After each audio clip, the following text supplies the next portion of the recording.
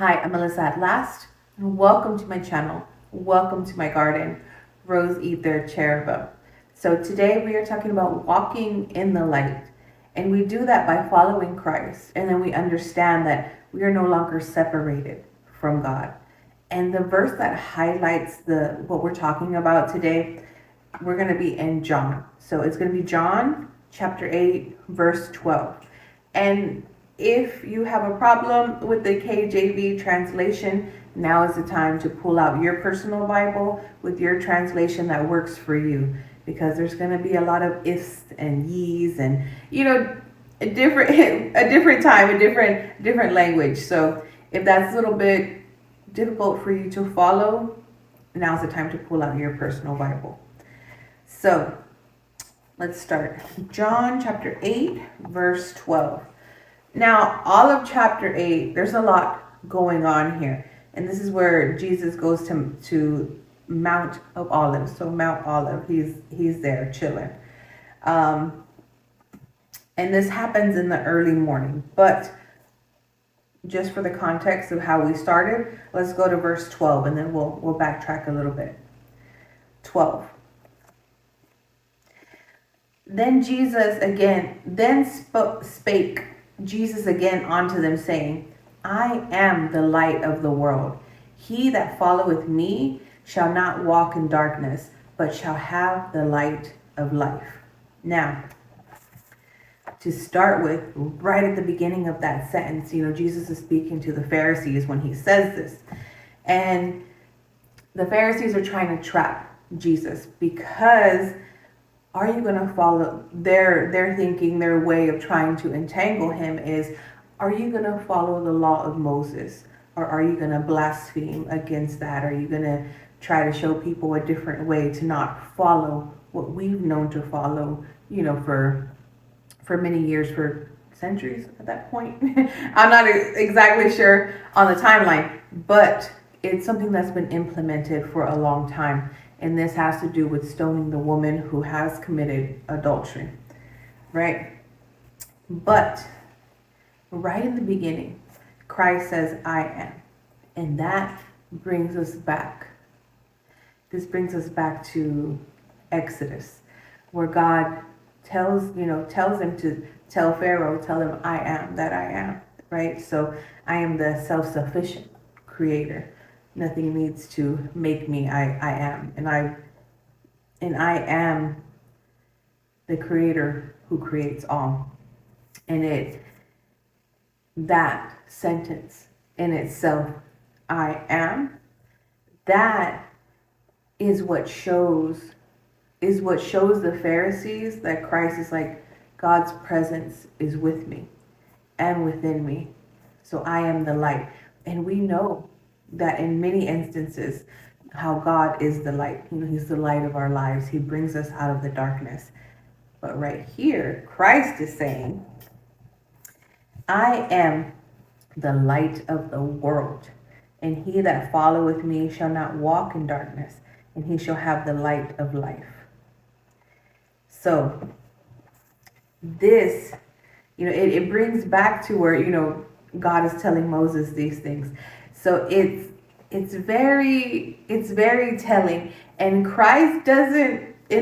when Christ gives a short and sweet answer to something, it is so packed full with, that God is moving and speaking through him, because it's so packed with detail. It's so packed with authority and with power. And this is where, Christ is different and stands apart from, the Pharisees and the Sadducees and people who, use the law of Moses to bring down and bring weight upon people, to not give them the sense of their spirit feeling free. This is something to truly condemn a person.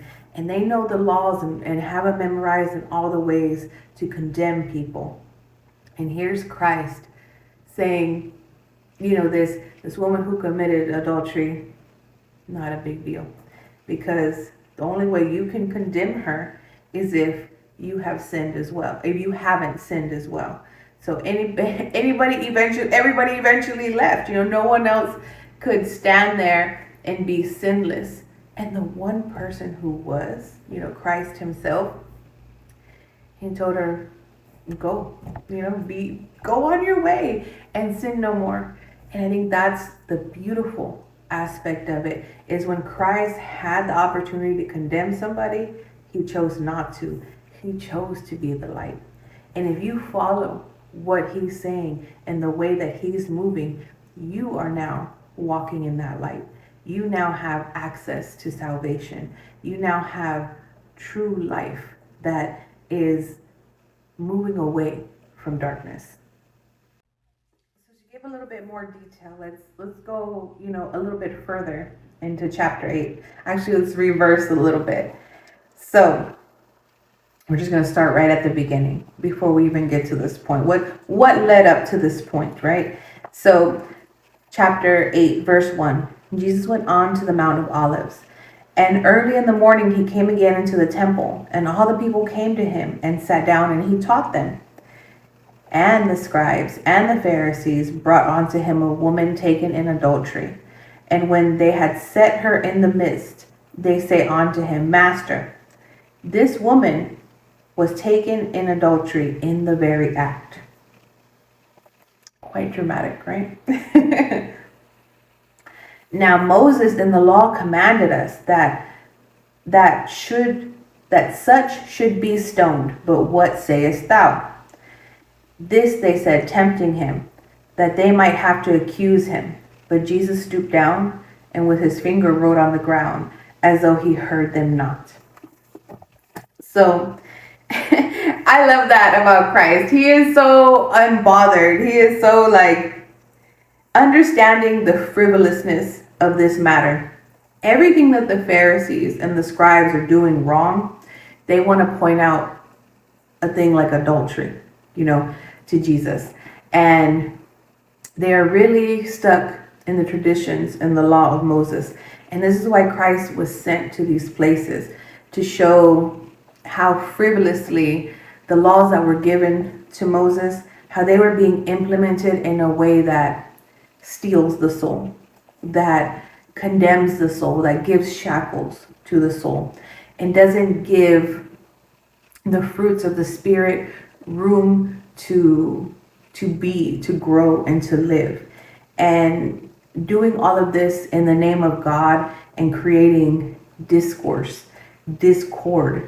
and creating suffering that wasn't necessary, but doing it in the name of God. These are all the things that the Pharisees, the scribes, the Sadducees, that they were doing.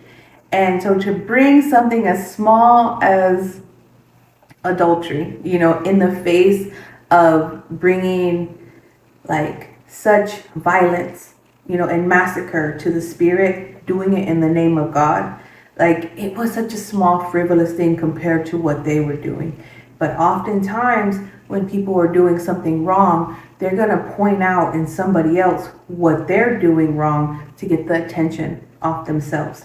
And see, Christ knew all of this. He played it like a game of chess, and he always played them against themselves to the point where they would be embarrassed so that they could stop doing these things. So let's continue on to 7.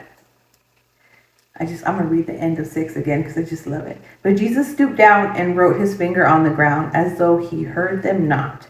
So when they continued asking him, he lifted up himself and said unto them, He that is without sin among you, let him first cast a stone at her. And again he stooped down and wrote on the ground. 9. And they which heard it, being convicted by their own conscience, went out one by one, beginning at the eldest, even on to the last. And Jesus was left alone, and the woman standing in the midst. You see, the one that was sinless would not condemn her. And that's why he was the last one there. He was the one left with her. And he allowed her, in the midst of her embarrassment and her sin being put on display, right? He allowed her to see that who she was being condemned by none of them were sinless. None of them were innocent in their doing, and even they knew it. And in him saying that, he brought their own conscience forward, and they were able to like self-reflect and be like, yeah, let me get out of here. Let me not be a part of this bullshit, because ultimately that's what it is when we're, condemning one another.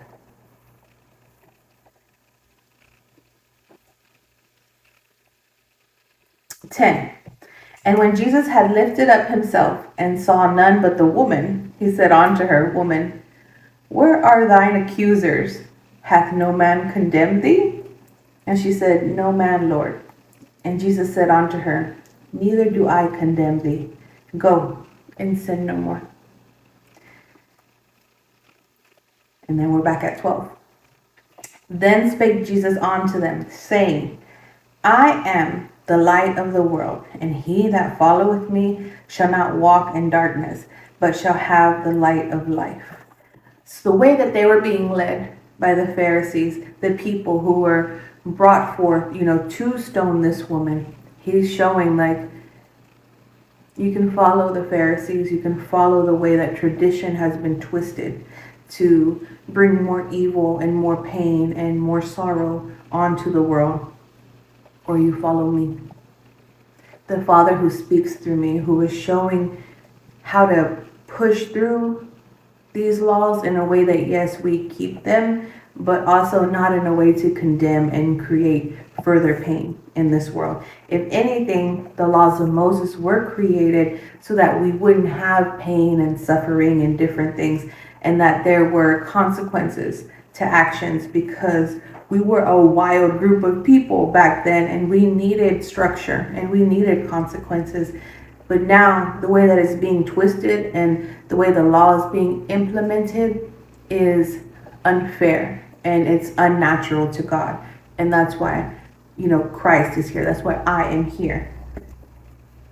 So let's go to 13. The Pharisees therefore said unto him, Thou bearest record of thyself, thy record is not true. And Jesus answered and said unto them, and this is where we're going further into authority and further into how God's presence is with him, right? So based on the law of Moses, if somebody like boasts in themselves or says, oh, this is what happened or this is what I am, it's not true. They need someone else to say that about them, and then like a witness. So this is Jesus' answer to that. Jesus answered and said unto them, Though I bear record of myself, and yet my record is true, for I know whence I came and whither I go, but ye cannot tell whence I came or whither I go. So even though they are these priests and these scribes of God, they cannot recognize God within Christ. And this is what he's letting them know in his own way. Like, you cannot recognize the spirit within me. You cannot recognize the divinity, which is, within my aura, within the way I speak. How are you close to God, but you are not recognizing the words that come out of my mouth? How are you not recognizing the way I speak, that this is how our Father speaks? And more, he's revealing who he is and what they are not. Okay, so that was 14. Now we're in 15. Ye judge after the flesh, and I judge no man. And yet if I judge, my judgment is true. For I am not alone, but I and the Father that sent me. 17. It is also written in your law that the testimony of two men is true. I am one that bear witness of myself, and the Father that had sent me bear witness of me. 19. Then he said unto them, Where is thy Father? Jesus answered, Ye neither know me nor my Father. If you had known me, you should have known my Father also. And that's what we were talking about. They cannot recognize God's presence, God's energy, the way that God speaks and God moves, and how Christ had given that woman grace in that moment where they would not, where they rather have her dead or stoned, where they embarrassed her and put her sin for everybody to see and for everybody to judge. And even though they weren't clean or sinless themselves, and the one that was the only one that could bring everybody's conscience to the forefront, and that was Christ. And he didn't judge, and he didn't condemn her. And he said he'll judge no man. And even if he were to judge them, it would be in righteousness' sake. It would be in a true way that God sees it, not in our earthly form, not through our earthly mind and through our earthly eyes. Why is it best to not judge or condemn others? And what are the positive things about Jesus Christ, his mindset, and how we can bring that to areas where, people are sinning?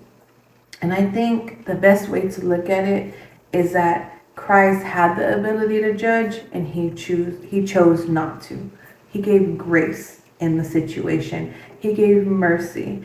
He gave understanding that nobody had the right to judge or stone that woman.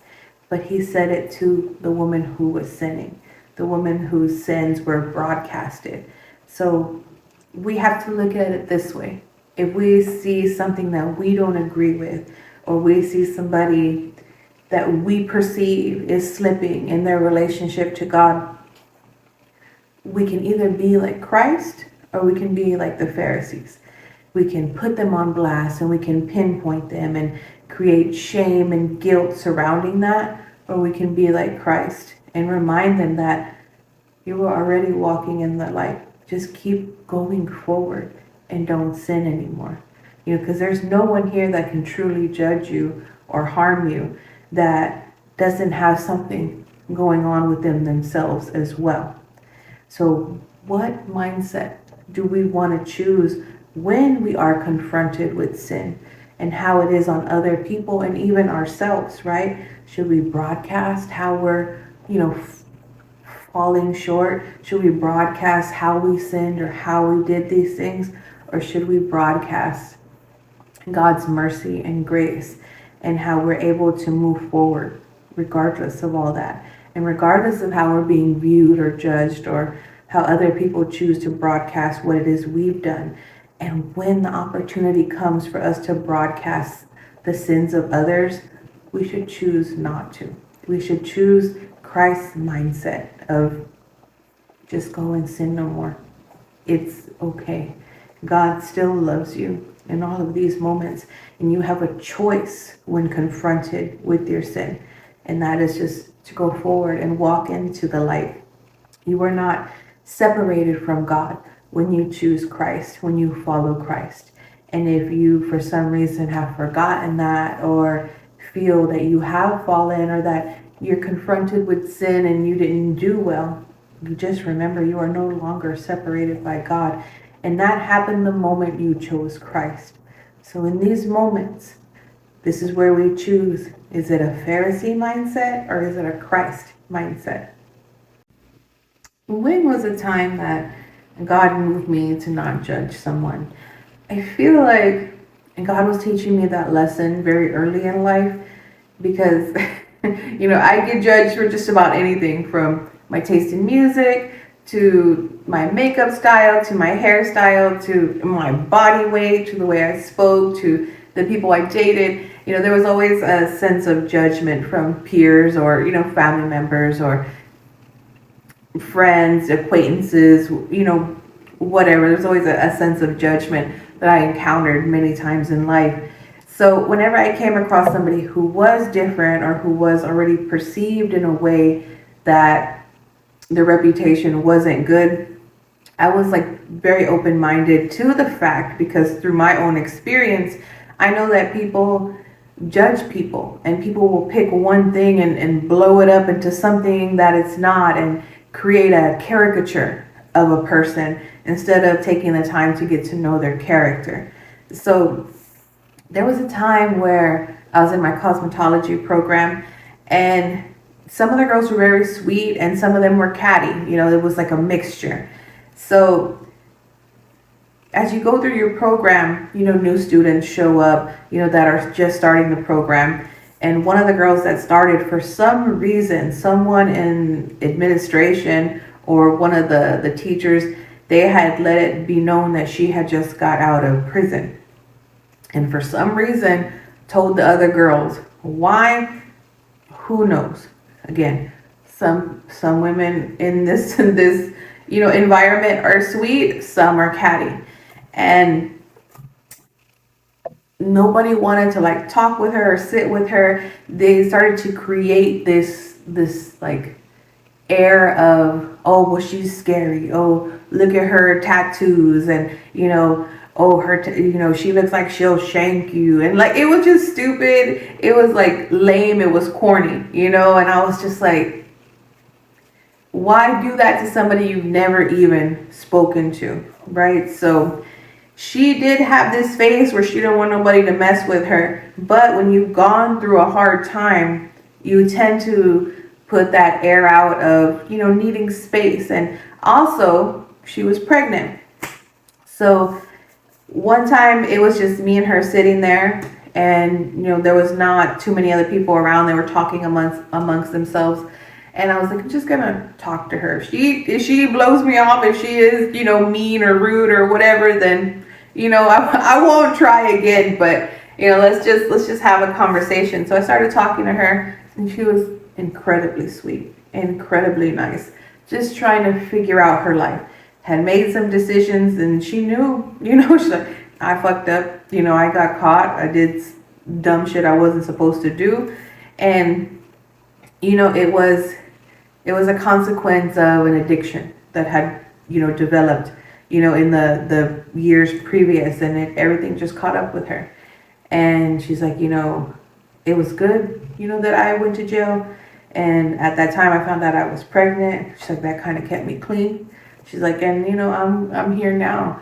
And she was a very down to earth person. She was very like easy to conversate with and flow. And I'm glad that God didn't put that judgmental like mentality within me, because that could have been somebody that I didn't get to know, an experience I didn't get to have, a conversation with somebody that, is an amazing person. So as we begin to talk and know each other, I asked her, I'm like, okay, well, how far along are you? And she's like, I'm about to be 6 months. And I was like, okay, so what's baby's name? And she's like, I haven't even really thought that far ahead. And that happens when you go through tough times and all the great things in your life, you don't know how to like access them or celebrate them or experience them. So I was like, well, we need to get this baby a name. And I was like, do you just want to start from A, or do you have like even a letter that you want to start the baby with? And she's just like, listen, no, we're figuring these out. Even if we go through 1,000 names, we're gonna figure it out. And we end up like picking a name together. And that's a beautiful experience that I'll keep with me forever. And she was an amazing person. She was very down to earth, but also in a way she had like this experience and this knowledge of like what's important, because she was the one that calmed me down because I was getting in a verbal argument with somebody.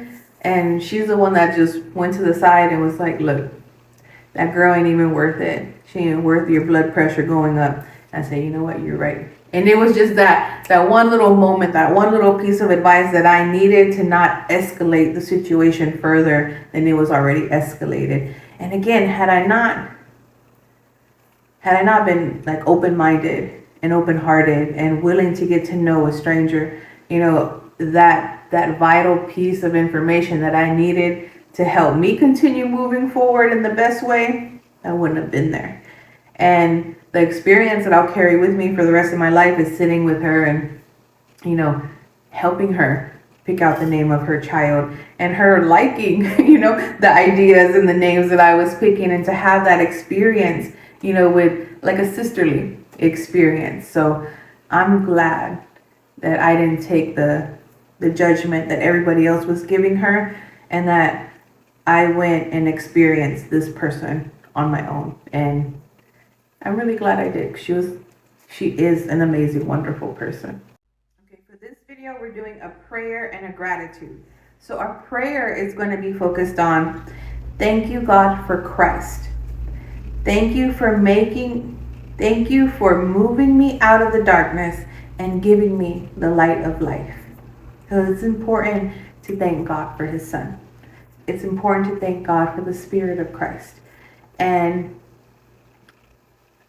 to give that moment of thanks to him for everything that God has done and has sacrificed for us. So gratitude. Our gratitude is we're going to recognize all aspects of God's life in our lives presently, and